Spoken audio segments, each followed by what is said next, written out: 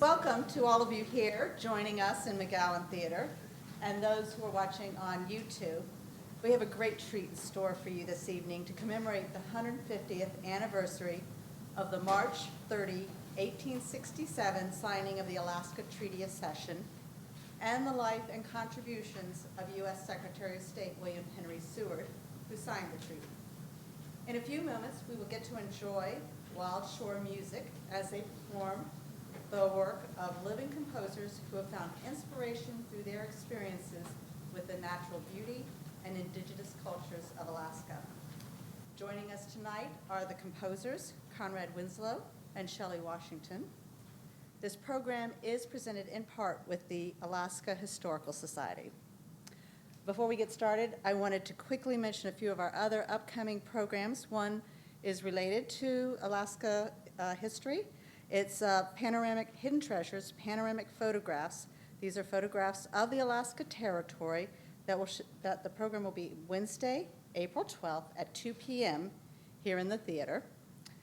On Thursday, April 13th at 7 p.m., we will commemorate the 100th anniversary of the United States entering into World War I, presented in partnership with the U.S. World War I Centennial Commission that is building the National World War I Memorial in Washington, D.C., titled The Weight of Sacrifice. You are able to support great programs like this by joining the National Archives Foundation. You can find more details in the lobby or online. Now, this evening's concert concludes a full day of activities sponsored by Alaska's congressional delegation, the Governor Bill Walker and First Lady Donna Walker, Lieutenant Governor Byron Mallow, the Alaska Historical Commission, and the Alaska Historical Society. It is very appropriate for the concert to be performed here at the National Archives as we preserve federal records, including the $7.2 million Treasury warrant that purchased Russian America. At the conclusion of this program, we invite you to give us your feedback, either by filling out a program evaluation in the lobby or using the website or QR code at the bottom of your program. Now I'm honored to introduce Donna Walker, the First Lady of Alaska. As First Lady, Donna serves as the honorary chair of the Alaska Children's Trust and assists other organizations in improving the health, safety, and well-being of Alaska families. She is also initiating efforts to strengthen unity in Alaska's culturally diverse communities using the highly successful model of Bridge Builders of Anchorage. Please welcome the First Lady of Alaska, Donna Walker.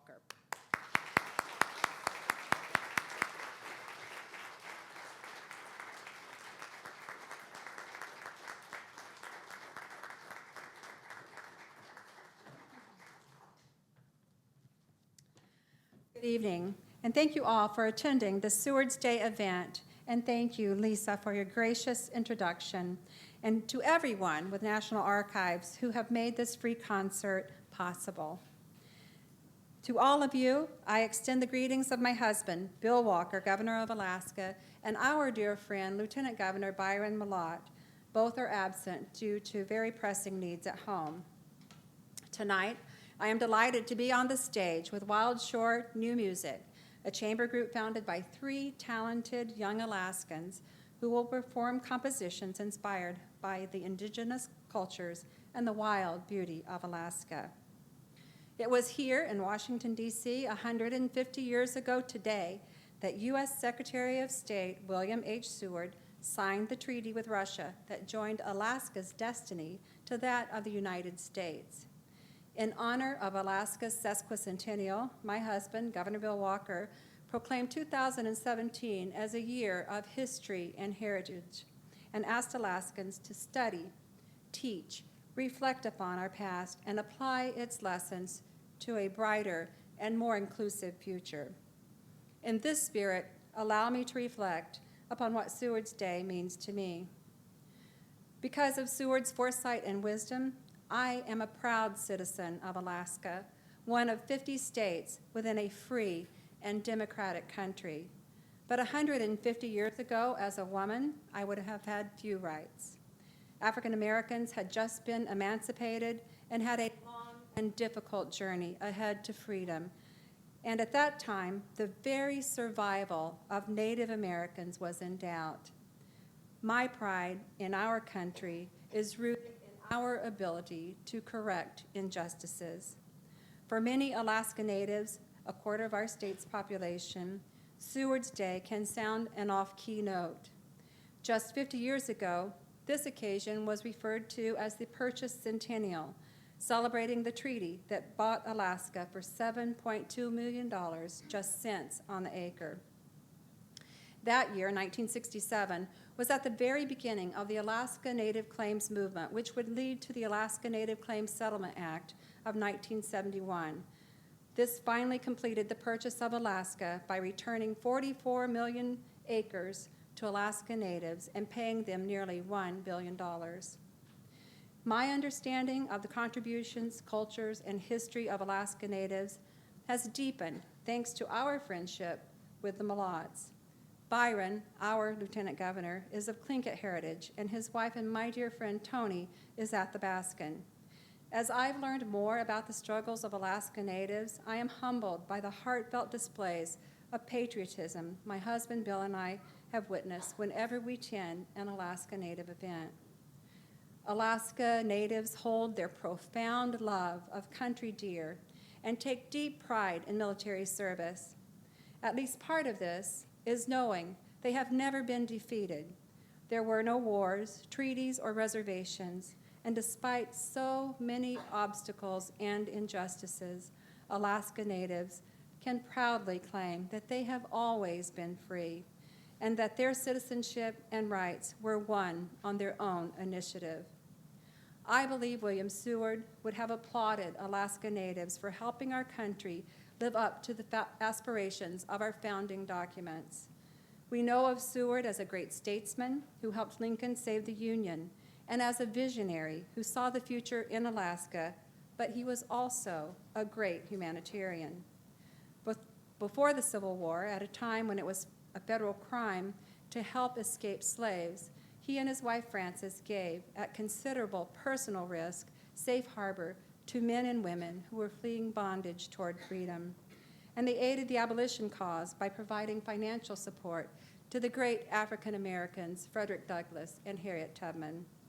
So to honor our dear friends, the Molots, all Alaska Natives, and all our fellow citizens, let me urge that we rededicate Seward's Day as a time to reflect upon what each of us can do to fulfill the promises of our country, so we bequeath to our children a brighter and more inclusive future. Now, to begin this concert, we'll hear from John Ross. John is here representing Alaska as a commissioner of the Alaska Historical Commission. But as you will learn in just a moment, his passion is the rediscovery of the rich history of his people and the reclamation of their language and culture. John will sing a very familiar song in his Dena'ina language, one of Alaska's 20 indigenous languages. Please join me in welcoming John Ross.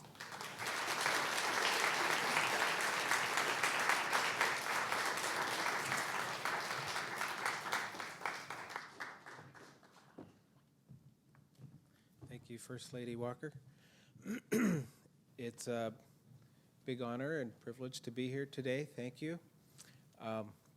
First thing I want to do is to recognize the Potawatomi people from this area, acknowledge the ancestors from here, and wish the people well in their efforts to restore the Algonquin language.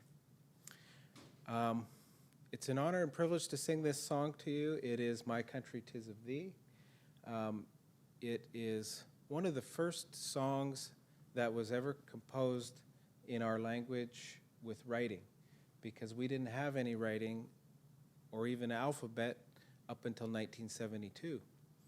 And so there was a couple people, Nikolai Beluda, who's one of our high chiefs from Non-Dalton, and Albert Wasserly, also from Non-Dalton, and they learned the alphabet that had just been started in 72, and they wrote this song. And the words of the song are, this is our country. I'm pleased with it. That is why I'm singing. Our grandfathers are gone. Our grandfathers enjoyed this land, and that is why we want you to let us be. The second verse is high mountains, rivers flowing from the mountains. This is why I'm singing. We have lots of bears, and we have trout in the lake. That is why we want you to let us be. So I'll go ahead and sing the song. Nals nagini di shalti nagalnek yodak deshli natuk dai na kisil na chiatai na sultanelnek yoda shoho ukechko nasen Traili nagalsna ketnu chadan islen yodak deshli Roiki nagalta shagala benat kilan yoda shoho ukechko nasen.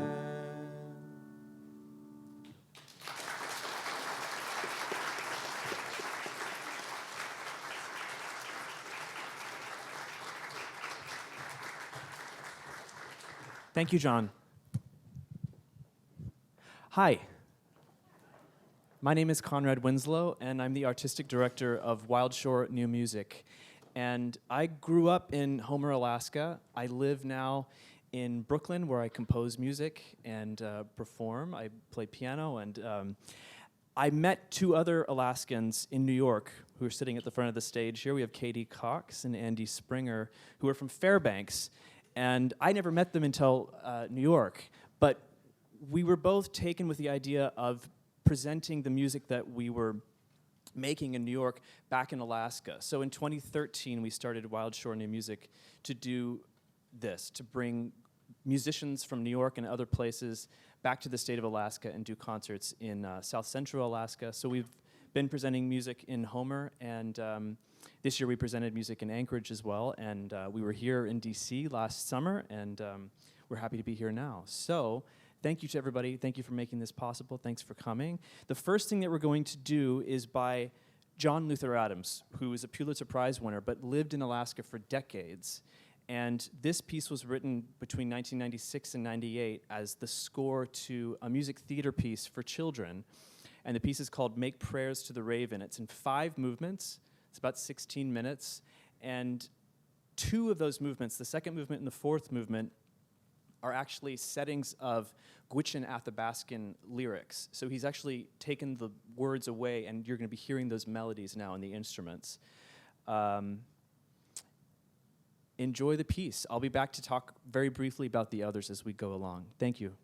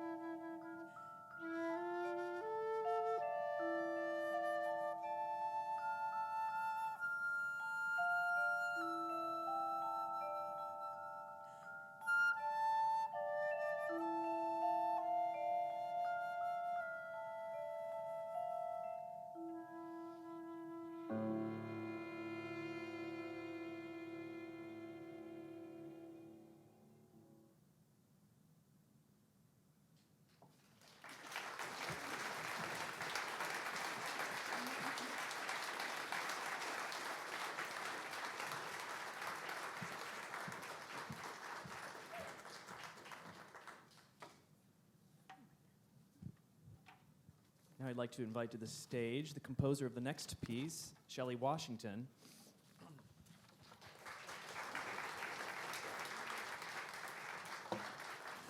So on this program, you're hearing several different relationships to the state of Alaska.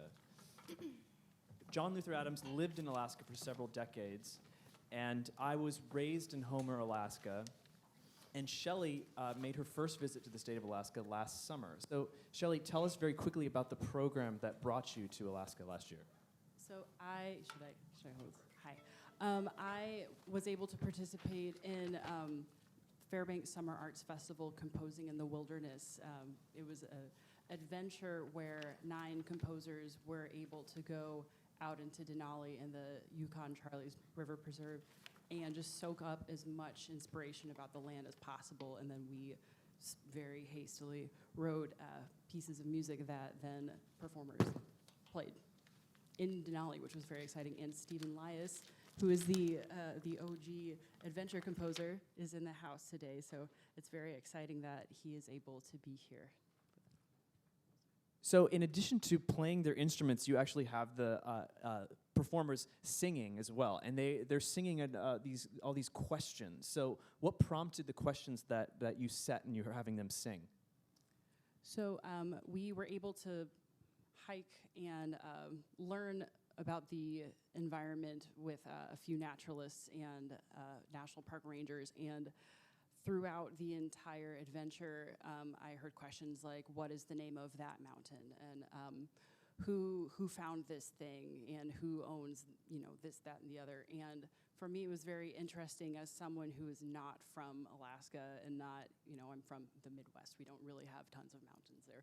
But being able to really fully experience something, just being, placed in this place that we don't belong. We were visitors, and so being able to witness the land and know that we were just there visiting was it was very exciting. So learning with a lot of other people and just listening to what things that they were learning is where all my lyrics came from.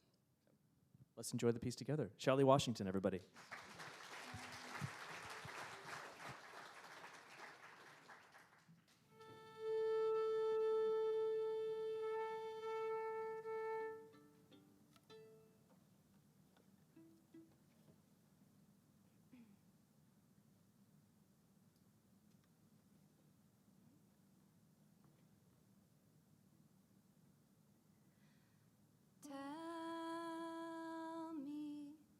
Tell me a story.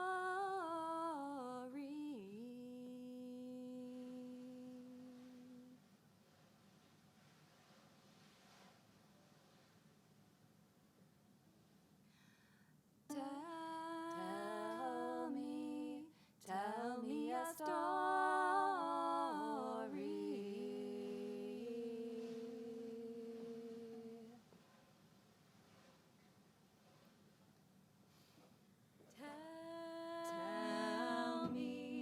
Tell me a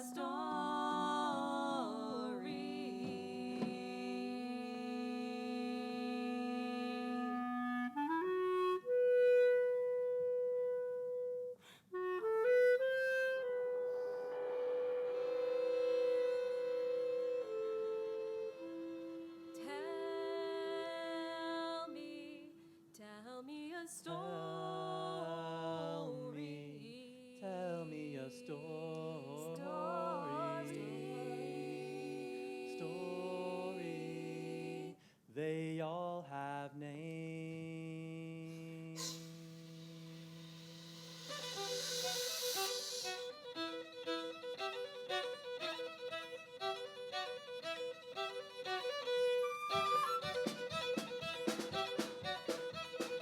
On wind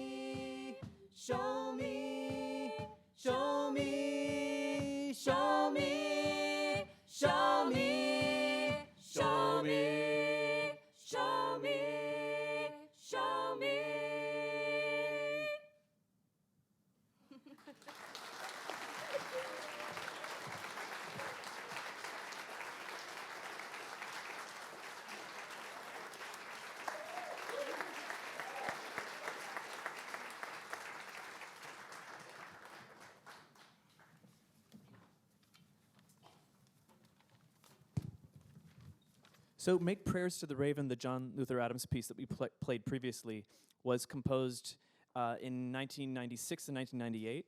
The next piece, also by John Luther Adams, was composed in 2007. So you're going to hear a different side of his work. This one is about just under 12 minutes, and it was inspired directly by an experience that the composer had in the MoMA PS1 Museum in Queens with a piece of a work by the composer, by the artist James Turrell. I don't know if anybody has experienced his work, but it's disarming. His material is light itself. So the way this room is constructed is that you enter, and only after sitting down on the bench do you realize there's no ceiling, that the ceiling has been framed and it's actually the sky itself. And the lights are set up in such a way that you become aware of the color of the sky, the light itself, in a way that you never were previously. So he writes about his experience sitting in this room for hours and experiencing the change of light from day into night and witnessing the light from within come to dominate over the light outside. And in the music, you're going to hear an electronic backing track, which is based on the acoustic sounds, but they've been slowed down immensely. So you're going to hear a relationship between electronic versions of the acoustic sounds and the acoustic sounds themselves. And sometimes you're not sure which one you're hearing, and this sort of exchange between the electronics and the acoustic makes you aware of the substance of the sound in a way that you may not have been aware previously. I hope you enjoy it.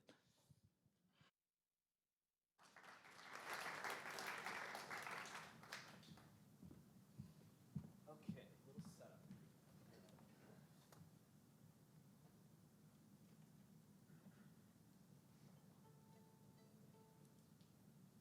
Do we want to retune, or we? Yeah, sure. Okay.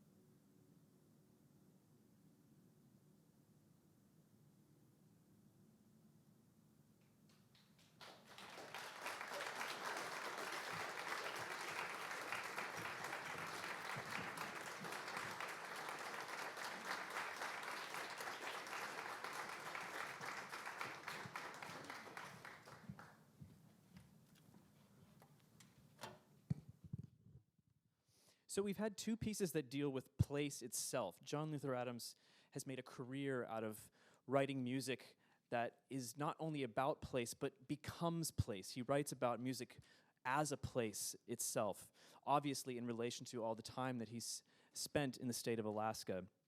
But we've also seen that we have one piece which is about the relationship between people and place. And the last piece on the program is a piece that I composed in 2013 about the people that I grew up with in Homer, Alaska. So what you're going to hear in this piece is a bunch of musical characters that in a way represent different personalities. And you'll see the ways that they interact with each other. They kind of tumble on top of each other, and you can sense the politics of a small town in South Central Alaska. And thank you again so much for listening, and we look forward to speaking with you afterward. So this is The End of the Road.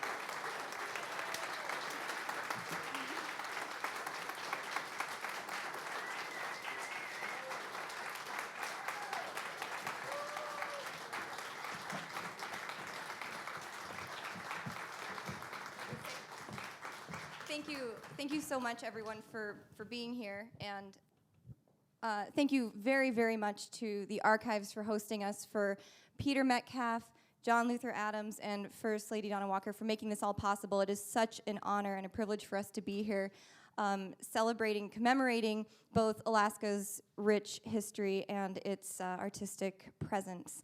So thank you so much. If you liked what you heard, we would love to speak with you after the show. We're going to Plan B Burger, so please come with us.